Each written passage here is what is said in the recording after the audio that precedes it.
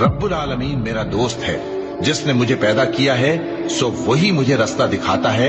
और वो जो मुझे खिलाता और पिलाता है, और जब मैं बीमार पड़ता हूं तो मुझे शिफा बख्शता है, और वो जो मुझे मौत देगा और फिर जिंदा करेगा, और वो जिससे मैं उम्मीद रखता हूं कि क़यामत के दिन मेरा कसूर बख्शेगा। ए परवरदिगार, मुझे इल्म दानिश अता फरमा और नेकूकारों में शामिल फरमा,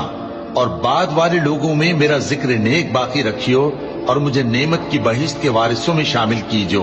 और मेरे बाप को बख्श दे कि वो गुमराहों में से है, और जिस दिन लोग उठा खड़े किए जाएंगे मुझे रुसवा न कीजो,